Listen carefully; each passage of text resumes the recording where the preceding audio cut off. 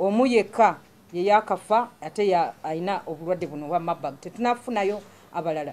Bonna betubadde tusubira nti osanga balina bulwadde buno tubakebedde tebalina bulwadde buno bwa Marburg, naye waliwo abalala abakyali mu malwaliro. Waliwo babiri abali mu Mulago Hospital ne Ibanda Hospital, waliwo cases 2 abali ku admission.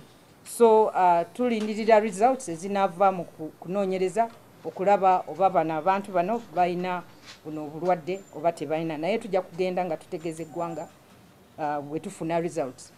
Waliwo case emu gye twafunye ku weekend okuva mu district ya Bukwo mu Kapchorwa nga bagamba nti osanga bulwadde bwa Marburg bwe bumusse. Tumaze okunoonyereza ne tusanga nti omuntu ono omusajja ono yalina myaka 3